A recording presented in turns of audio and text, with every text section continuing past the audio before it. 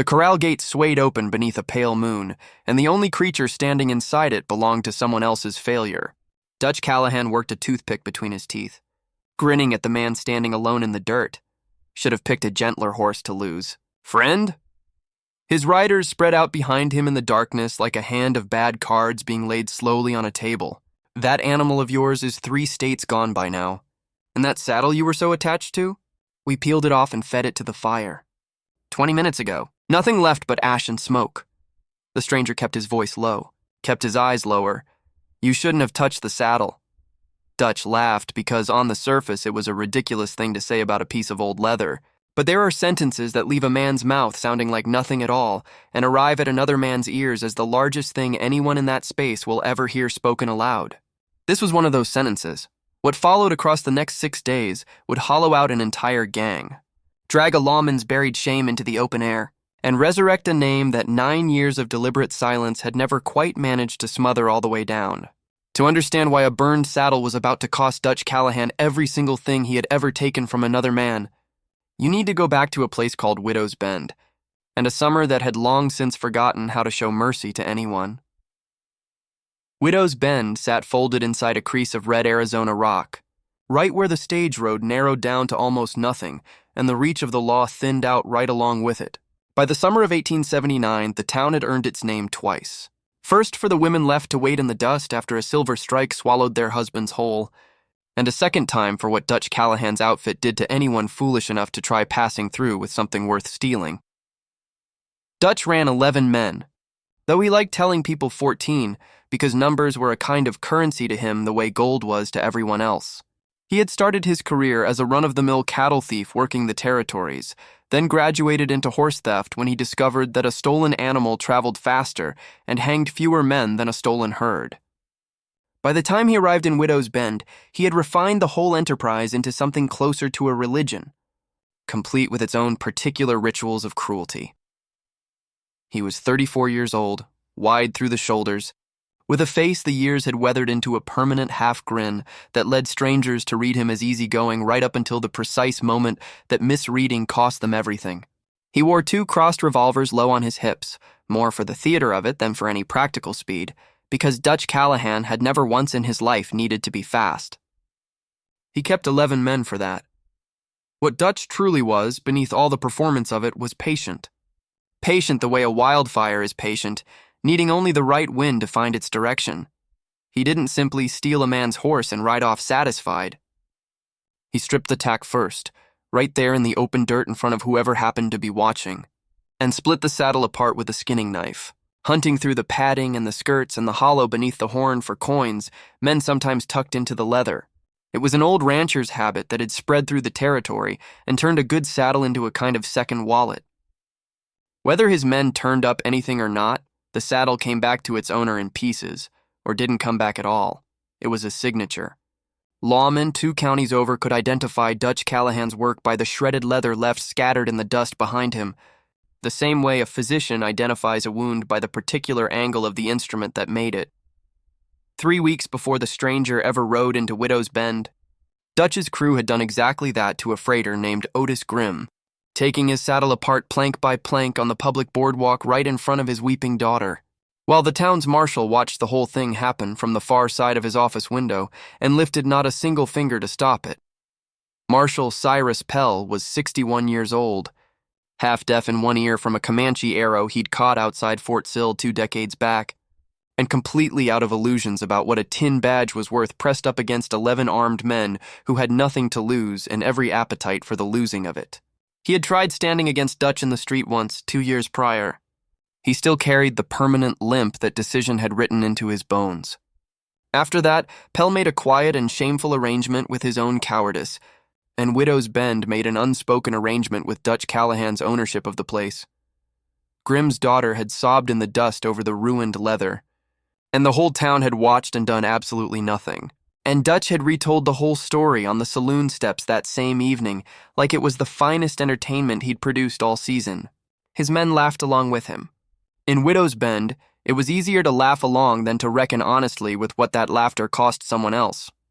That was the town the stranger rode into on a Thursday evening in July. when the worst of the heat had finally started loosening its grip and the shadows were pulling themselves long and blue across the alkali dust.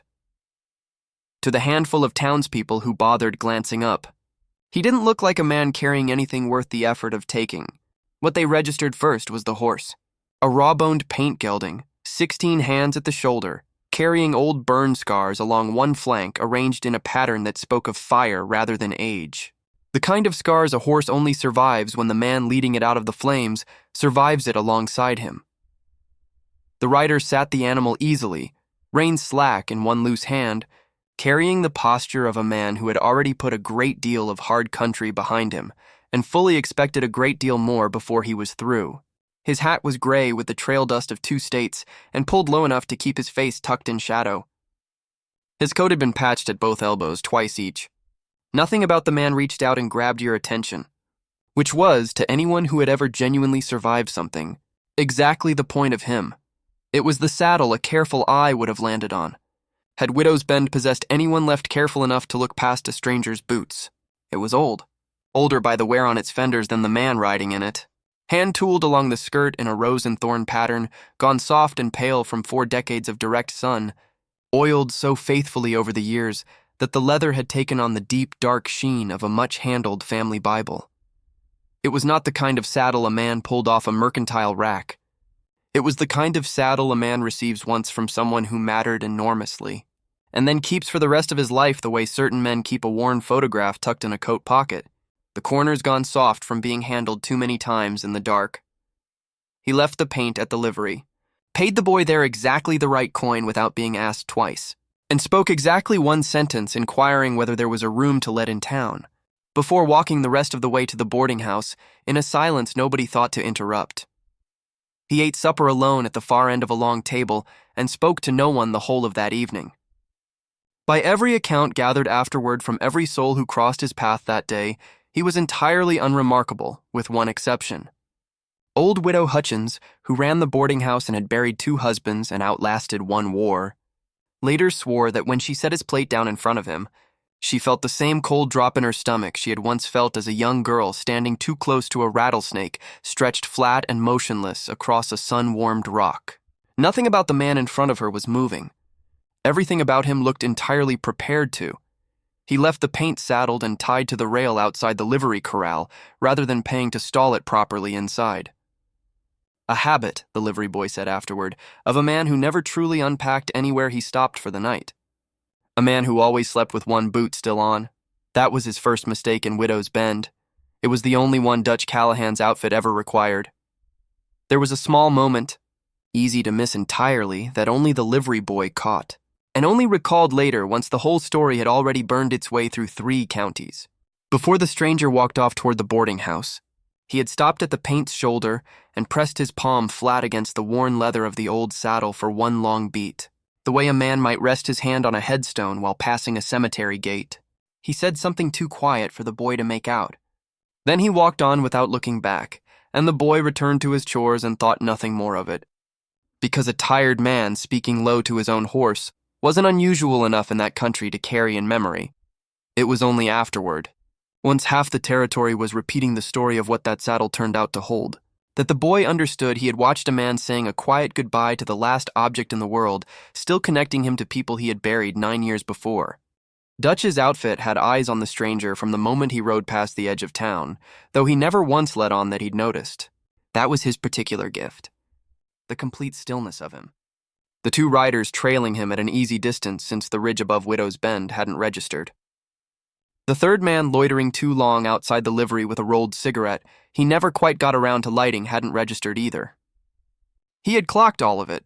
He simply hadn't been troubled by any of it, because nothing they were going to do to him that night could be worse than what 9 years of silence had already done, and because some buried part of him had been waiting a long time for exactly this kind of outfit to make exactly this kind of mistake. They took the horse a little after 9 that night. While the stranger sat alone in the corner of the Bent Nail Saloon with a glass of rye whiskey, he was in absolutely no hurry to finish. It was routine work for Dutch's men by then. 2 riders cut the paint loose from the rail while a 3rd stood watch at the alley mouth. And within the hour they had the animal back at camp in a dry wash 2 miles north of town, where Dutch himself, bored on a slow evening and looking for a little entertainment before bed, decided to handle the saddle personally the way he sometimes preferred when the mood found him right. He laid it flat across a rock beside the fire and went to work with his skinning knife, hunting in his practiced way for the familiar lump of coins tucked under the padding.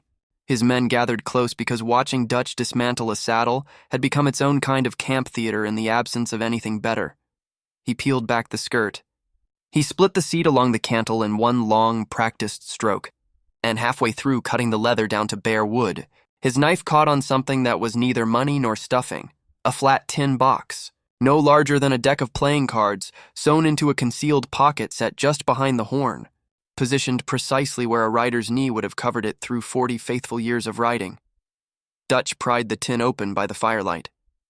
Inside lay a single small photograph, cracked with age along one corner, showing a woman and a young girl standing in front of a homestead cabin with their hands raised against the sun. Beneath the photograph, folded twice, lay a strip of charred rawhide branded with a mark Dutch Callahan recognized immediately. The way a man recognizes his own handwriting on a letter he never expected to see returned to him. Because 9 years earlier, Dutch had pressed that very brand into that very hide with his own hands, on a ranch out along the Mogollon Rim that his outfit had burned to the ground in a single long night, leaving no one alive behind them to come looking, or so he had believed, without a single moment of doubt. For 9 full years, he sat very still while the fire crackled and settled. His men waited for him to laugh the way he always laughed at other men's ruin. He did not laugh.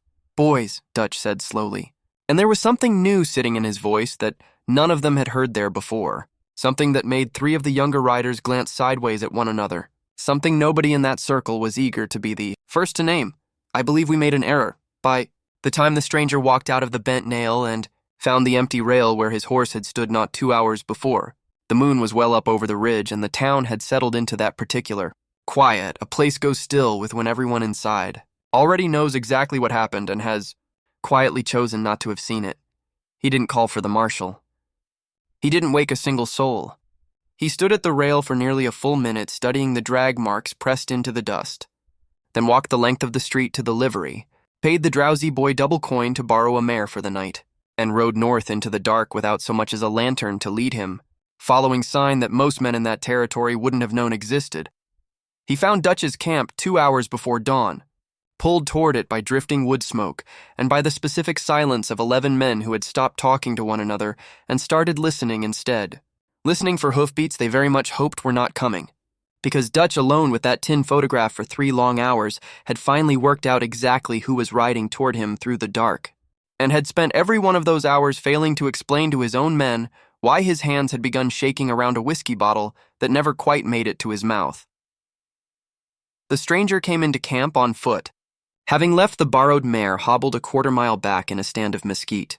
It was Marshal Cyrus Pell arriving late, roused from bed by the frightened livery boy, and finding himself for once ahead of the trouble rather than trailing shamefully behind it, who would later give the only complete account of what happened in that wash. Pell had saddled up and followed the stranger's trail north against every survival instinct telling him to stay in bed and let the morning sort itself out. What he found crouched low in the rocks above the camp as the eastern sky began going gray was 11 armed men arranged in a loose and nervous ring around a dying fire, and one unhurried man walking out of the surrounding darkness into what little firelight remained, holding nothing in his hands except a charred strip of rawhide raised just high enough that Dutch Callahan could see it clearly across the distance between them. "You know this brand," the stranger said. It was the second thing Pell had ever heard him say, and it was the last thing that sounded even remotely like a question. Dutch's men had already gone rigid, hands hovering close to their irons, waiting on one word from their leader that simply refused to arrive. Dutch himself rose slowly to his feet, the tin photograph still crushed inside his fist. For the first time in longer than any man present could recall, he looked less like the wolf they all followed, and more like something that had already begun to understand it was being hunted. "Ward Ranch," Dutch said, and every trace of his old easy manner had drained clean out of his voice. 9 years back up on the rim, there wasn't supposed to be anybody left from that place. Not one soul. "There wasn't," the stranger said. "Not for a long time there wasn't." Pell, watching from the rocks above, finally understood what Widow's Bend had. allowed to walk through its doors 3 nights running without a single soul in that town recognizing what was standing right in front of them, because the story of the Ward Ranch massacre had drifted through 3 territories for 9 years in hushed and half-doubted pieces. A rancher, his wife, and his young daughter burned out by some outfit working the silver roots to the north, and a teenage son who had been away at a line camp the night it happened and rode home the following morning to nothing but ash and the smell of it clinging to everything he owned for months afterward. Nobody had ever caught the men responsible. Nobody had ever found the boy again either, and most who still told the story around a fire had quietly assumed the grief or the desert had finished what the flames had started.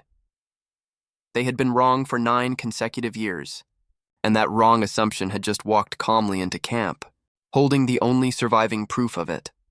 Somewhere in that ring of firelight, a young rider named Amos Teague, barely 19, knew enough to the outfit that he still flinched when Dutch raised his voice, found himself doing his own arithmetic.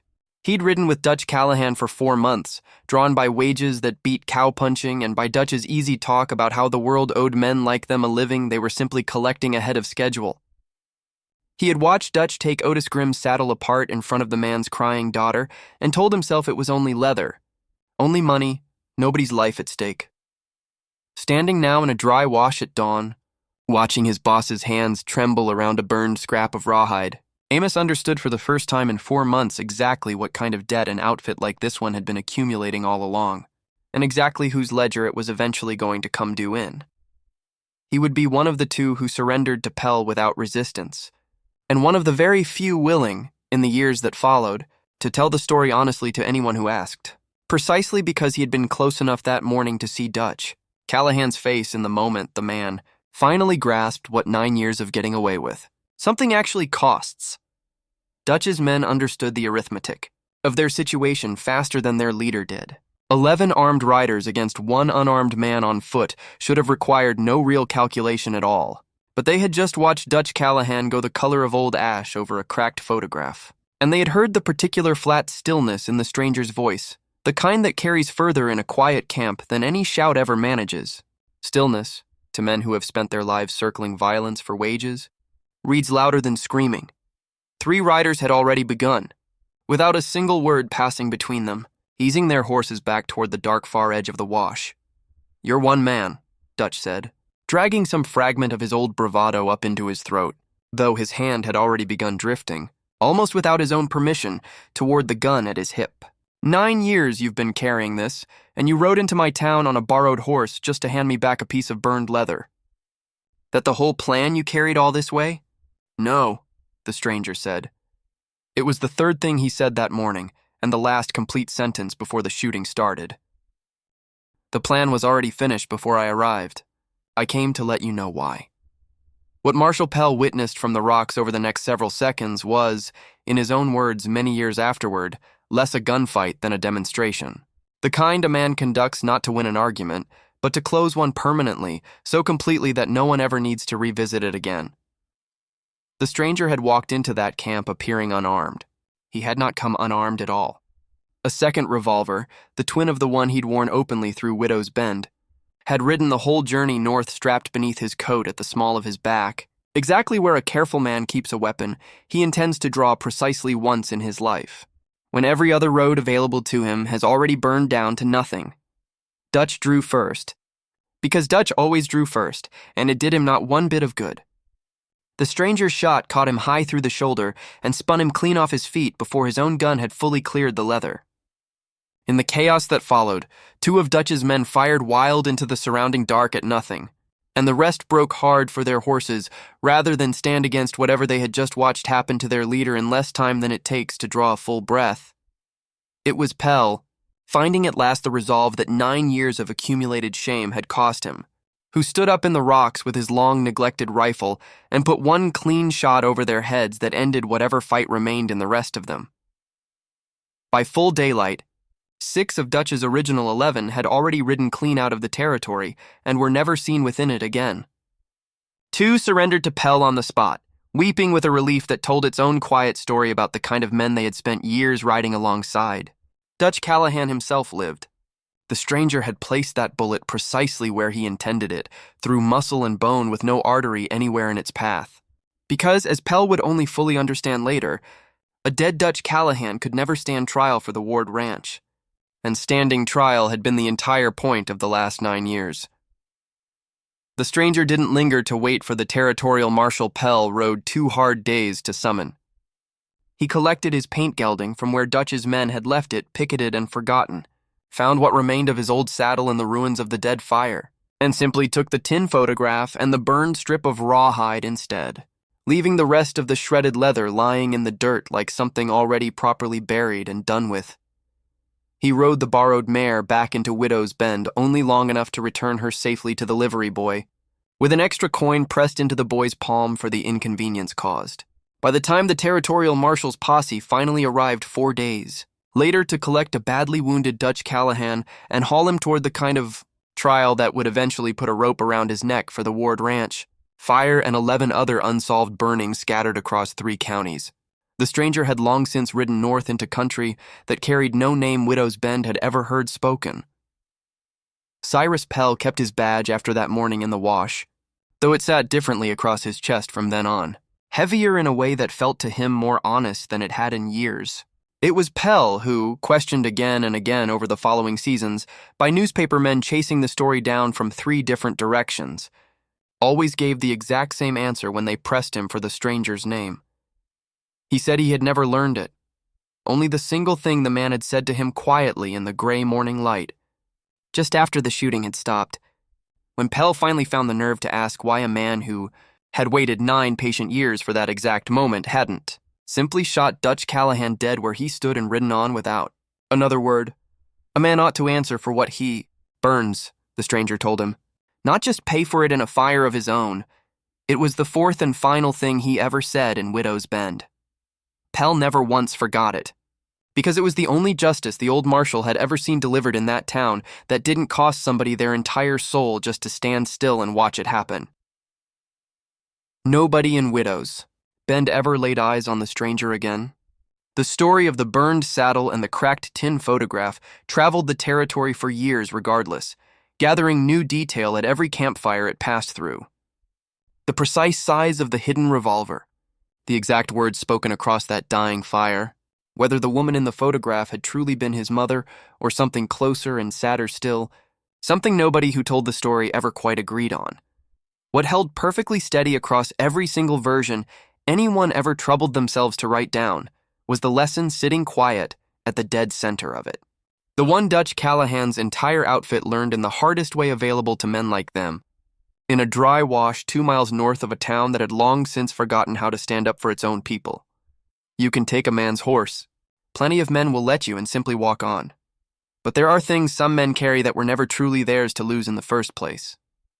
And the ones who go hunting for hidden money sewn into another man's saddle sometimes find instead the exact reason he had been riding all along. Do you think Widow's Bend ever saw him pass through its streets one more time? Or did that ledger close for good in a dry wash nobody ever bothered to name? Drop your theory in the comments. If this story held you from the first line straight through to the last, hit that like button and share it with someone who loves a slow burn frontier reckoning.